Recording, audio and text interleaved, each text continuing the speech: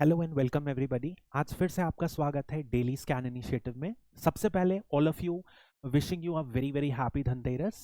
फिर से अपन एक बार डेली स्कैन इनिशिएटिव में पहले टॉपिक को स्टार्ट करते हैं and the first topic is online betting apps.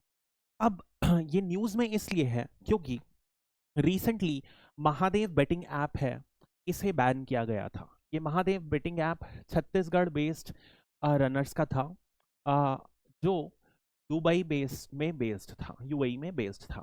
और सिर्फ इसे ही नहीं बल्कि कुछ अदर 20+ अदर एप्स को भी बैन किया गया है। कौन बैन करता है? तो ministry of electronic and telecommunications है, ये बैन करता है under IT act. IT act का भी कौन सा specific provision? Section 69A will be dealing about all of them. But यदि आप देखेंगे तो मेजर चार्ज इनके ऊपर है मनी लॉन्ड्रिंग का, जो कि आता है prevention of money laundering act के अंदर। GS3 में आपके सिलेबस में मनी लॉन्ड्रिंग डायरेक्टली मेंशन्ड है। बेसिकली आसान भाषा में मनी लॉन्ड्रिंग को ऐसे समझा जा सकता है जिसमें अपन एक सोर्स ऑफ मनी जो कि नॉर्मली ब्लैक होगा या इलीगल होगा, दोनों में से किसी भी एक सोर्स से मनी जनरेट किए, इसको अपन बहुत सारे इंटरमीडियरी से पास करते हुए फाइनली ऐसे शो किए ताकि ये अपीयर्स टू बी क्लीन और white money. This is the basic meaning of money laundering. तो यही मनी लॉन्ड्रिंग का आरोप महादेव ऐप के लगा था एंड इट वाज बैंड। अब सबसे पहले इस टॉपिक में यदि अपन बात करते हैं तो there are number of terms जो आपको पता होना चाहिए to understand in depth about this topic. The first and the foremost is, एक टर्म होता है गैम्बलिंग और एक होता है बेटिंग। अब यदि आप नॉर्मली देखेंगे इन दोनों का मतलब ऑलमोस्ट सिमिलर होता है, बहुत सिमिलर होता है, बहुत थोड़ा सा अंतर होता है, उसके बारे में अपन देखेंगे।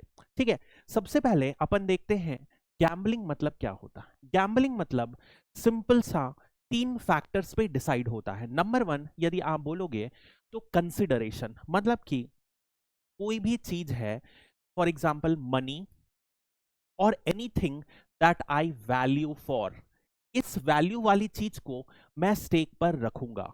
ठीक है।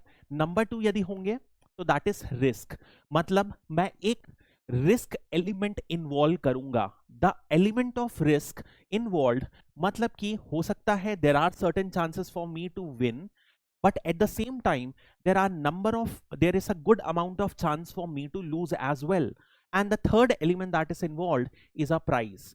तो यदि मैं जीता तो मुझे एक प्राइज मिलेगी और यदि मैं हारा तो मुझे कुछ पेनाल्टी पे करनी पड़ेगी। This is the general meaning of gambling. मतलब कि मैं अपनी किसी दाव वाली चीज को, जिसको मैं इंपॉर्टेंस रखता हूं, उसे दाव पे लगाऊंगा to get a prize out of it at a certain risk. This is the general meaning of gambling। अब यदि अपन देखें गैम्बलिंग और बेटिंग में बहुत छोटा सा अंतर होता है। जनरली जो गैम्बलिंग होता है ये refers to the wider term, जबकि नॉर्मली अपन बेटिंग को स्पेसिफिक टर्म्स में यूज करते हैं। खासकर जब गैम्बलिंग जो अपन ने डेफिनेशन पढ़ी, is an amount of risk जो कि करते हैं और उसमें पैसा लगाएं, कुछ प्राइज मिली, that is a gambling. But there is a specific condition in betting when an outcome is predicted. Then that particular situation is known as betting।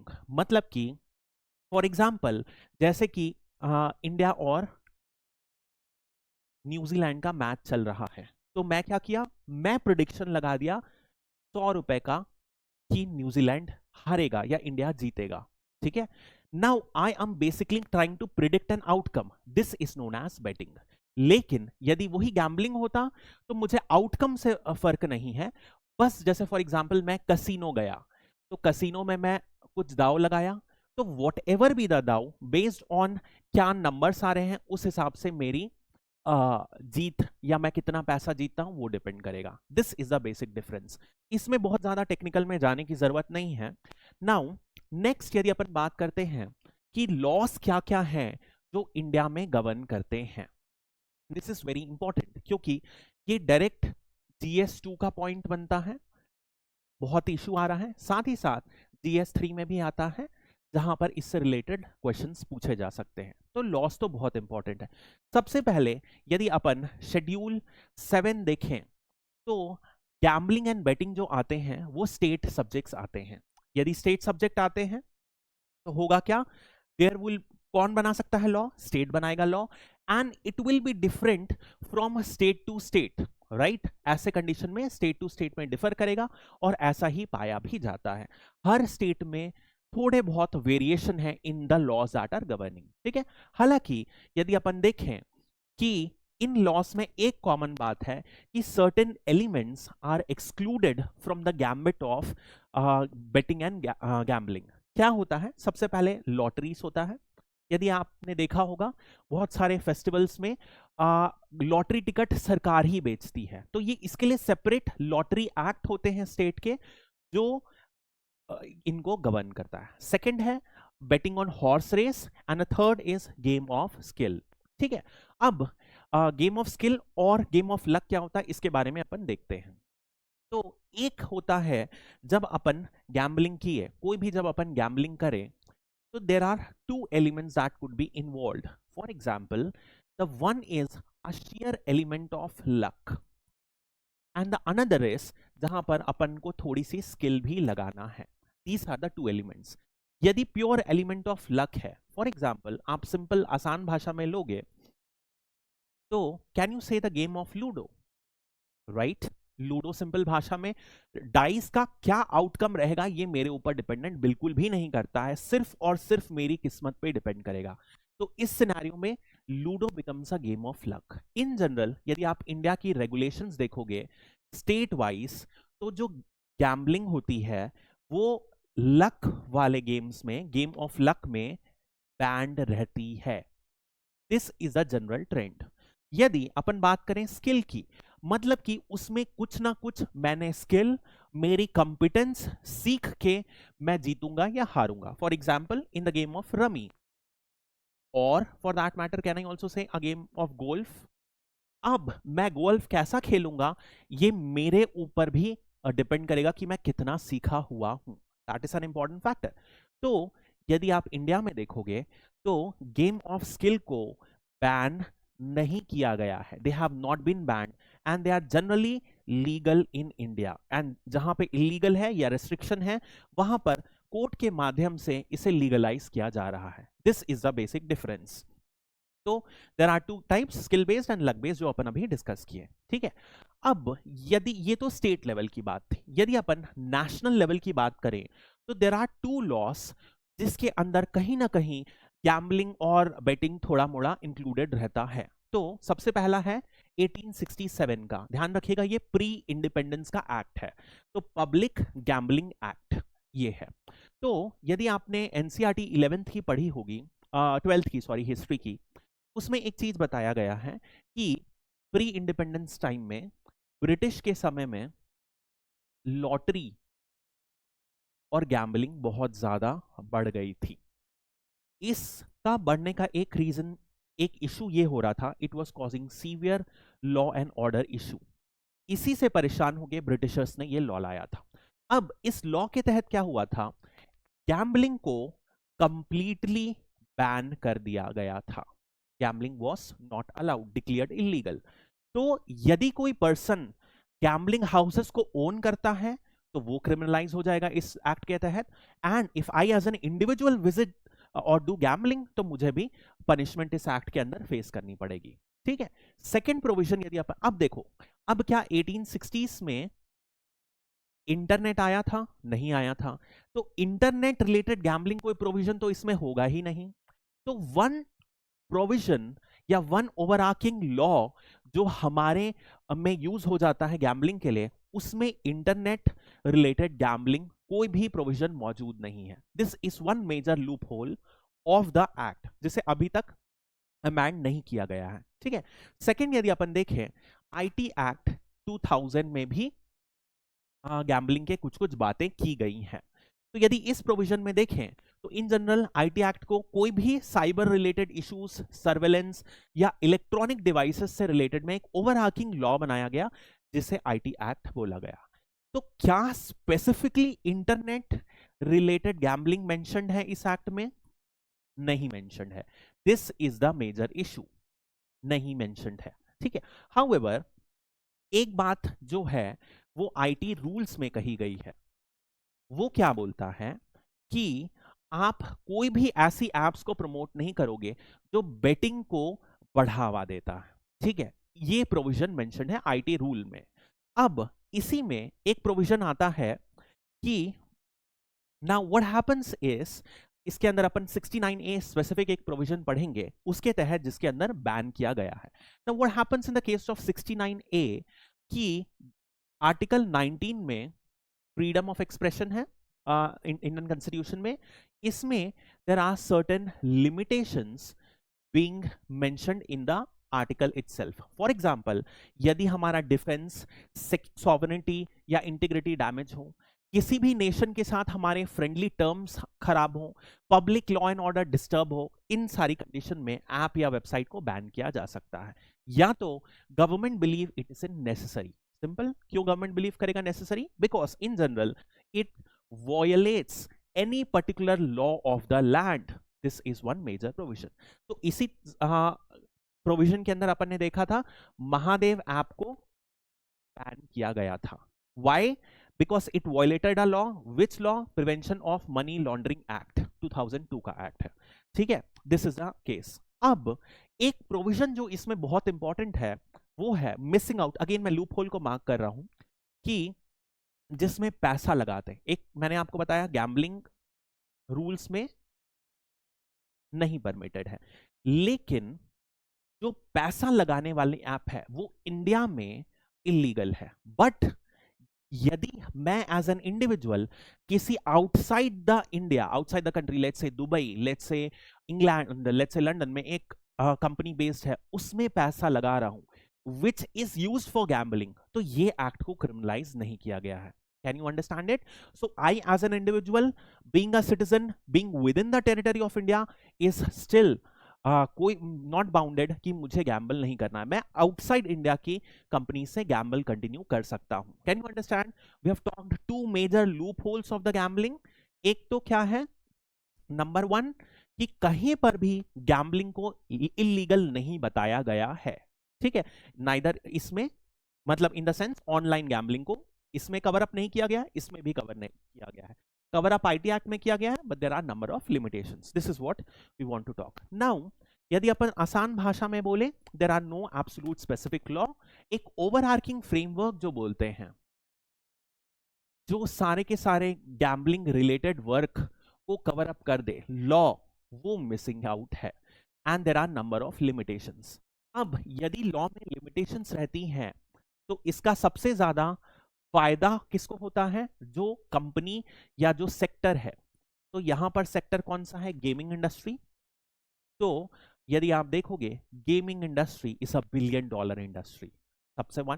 सबसे ज्यादा फायदा इनको होता है, ठीक है। सबसे ज्यादा नुकसान भी इन्हीं को होता है, क्योंकि रेगुलेशंस क्या है? अनसर्टेन है।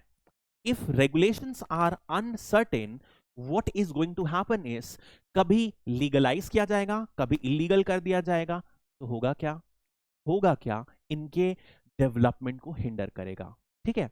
फॉर एग्जाम्पल, रिसेंटली तमिलनाडु में 5-6 महीने पहले जो गवर्नर थे RN रवि सर, उन्होंने एसेंट दिया था जिससे even game of skill was considered to be illegal.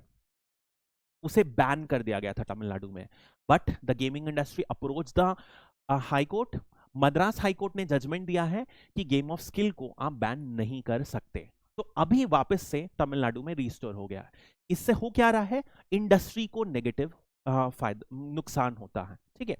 अब इसी तौर पर यदि अपन देखें, यदि मैं सिंपल आपको ऑनलाइन गेम्स की बात कराऊं, तो वो 3 तरीके के हो सकते हैं, ठीक है। सबसे पहला एक हो सकता है ई स्पोर्ट्स। ई स्पोर्ट्स मतलब जो अपन वीडियो गेम में बचपन में गेम खेलते थे, उसी को आज आप कंप्यूटर के फॉर्म में खेल लो। तो या तो आप अकेले खेल लो, या तो आप टीम में ऑनलाइन टीम बना लो, या फ्रेंड्स के साथ खेलो। This is an e sports, ठीक है। यदि इसमें पैसा लगेगा तो दिस इज इलीगल, ठीक है, क्योंकि वो बेसिकली उसे इलीगल माना जाता है। ज्यादातर गेम ऑफ लक की बात है, ठीक है। यदि अपन फैंटेसी गेम की बात करें, जैसे कि हो गया सबसे बड़ा एग्जांपल, हर कोई एंडोर्स करता है क्रिकेटर्स ड्रीम 11। ऐड देख देख के परेशान हो जाता हूं मैं तो ड्रीम 11 में क्या है, फैंटेसी गेम में क्या होता है, मैं कुछ प्लेयर्स को सेलेक्ट करता हूं।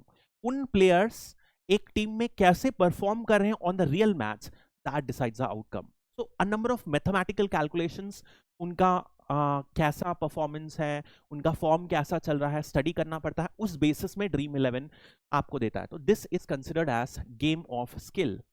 इसीलिए आप देखोगे फैंटेसी स्पोर्ट परमिटेड है, and that is the reason why dream 11 का खुलेआम ऐड चलता है। क्योंकि सबसे पहले जब ये टॉपिक कवर अप करते हैं, लोगों का आता है यदि बेटिंग गैम्बलिंग इलीगल है तो ड्रीम 11 कैसे ऐड कर रहा है, क्योंकि it comes under fantasy game which is permitted under law because it comes under game of skill. तीसरा कैटेगरी यदि अपन देखेंगे तो ऑनलाइन कैजुअल गेम्स, जिसे फिर अपन डिवाइड कर सकते हैं स्किल और लक के बेसिस में। तो जो लक वाले हैं उनमें गैम्बलिंग में बैन हो जाएगा और स्किल वाले में परमिटेड रहेगा। This is a basic idea.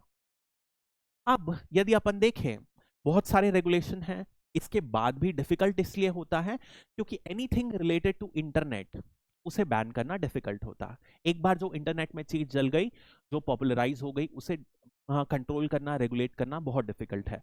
क्योंकि नंबर वन, यदि आप देखोगे बहुत सारी टेक्नोलॉजीज हैं, वीपीएन, मैं कहीं और का सर्वर यूज करके कनेक्ट कर सकता हूं, ठीक है, वर्चुअल प्राइवेट नेटवर्क, उसके थ्रू मैं इन वेबसाइट्स को एक्सेस कर सकता हूं, नंबर वन। नंबर टू, बहुत सारे एप्स हैं, यदि आप उनको बैन कर दोगे तो क्या होता है, वो अपना यूआरएल नेम चेंज कर देंगे, ठीक है। रिसेंटली कल ओमेगल को का शटडाउन हो गया है क्योंकि उनके फाउंडर ने बोला कि it is apparently used for number of illegal purposes. तो मैं देखा ओमेग टीवी समथिंग आ गया है जो ओमेगल को रिप्लेस करेगा। तो क्या होगा, नए उसी से रिलेटेड एप्स आ जाएगा, ठीक है। थर्ड फैक्टर यदि आप देखोगे तो कोई भी क्लियर कट लॉ नहीं है, अपन ने देखा, एंड लॉ में लॉट ऑफ लिमिटेशंस हैं, स्टेट वाइज वेरिएशंस हैं, उसके बाद there are minute differences, there are loopholes within the law. इसकी वजह से क्या होता है, एक स्टेट में, लेट्स से एमपी में ये बैन है और इसे सिक्किम में परमिट कर दिया गया, तो ये बैन इफेक्टिव नहीं रहेगा, that is a problem. Then it is a multi billion dollar industry, 130 billion करा जा रहा है। तो इतनी बड़ी इंडस्ट्री में जो स्टेक होल्डर्स इन्वॉल्व होंगे, उनका इंटरेस्ट इन्वॉल्व होगा, और जब बड़े बड़े इंटरेस्ट इन्वॉल्व होते हैं तो उनकी लॉबी बहुत स्ट्रांग होती है, इस वजह से उनको बैन करना डिफिकल्ट हो जाता है। वो अपने प्रोज बता देंगे बहुत सारे, ठीक है, इससे इतने जॉब्स क्रिएट हो रहे हैं, इकोनॉमी को इतना बूस्ट मिला है, मैन्युफैक्चरिंग इसकी वजह से बढ़ रही है, फलाना ठिकाना, बहुत सारे, ठीक है, लोगों की रोजी रोटी चल रही है, सारे फैक्टर्स। ऐसा ही टेक्नोलॉजिकल कंपनीज के साथ भी है। और एक मेजर इशू जो है कि यदि आप गेम ऑफ स्किल देखो और गेम ऑफ लक देखो, तो इनके बीच में जो बाउंड्री लाइन है जो दोनों को सेपरेट करती है, वो बहुत नैरो है। मतलब कब game of skill game of luck में बदल जाए और कब game of luck game of skill में रहे, ये डिफरेंशिएट करना बहुत ज्यादा क्लियर डार्क डॉटेड लाइंस में नहीं ड्रॉन है। इस वजह से गेम ऑफ स्किल के लॉजिक को यूज करके, इसे एक लूप होल की तरह यूज करके कोर्ट में दलील दी जाती है, ठीक है। तो this is all about the topic. अब यदि अपन देखें, एक चीज अपन ने देख लिया कि भैया इंडिया में कोई भी मेजर ओवरऑल लॉ नहीं है, इंडिविजुअली बहुत सारे छोटे छोटे एक्ट्स हैं जिसके तहत छोटे छोटे रेगुलेशंस हैं जो इनको गवर्न करता है।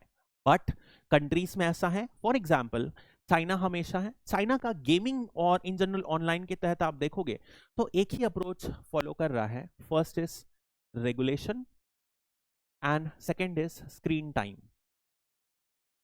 ये दोनों मेजर अप्रोच। तो रेगुलेशन में ये बहुत सारी रेस्ट्रिक्शन कर देते हैं कि केवाईसी इंट्रोड्यूस करना है, आपको हमसे रजिस्टर करना है, जितने यूजर्स हैं उनके डेटा को शेयर करना है अथॉरिटीज के साथ, ठीक है, नंबर वन।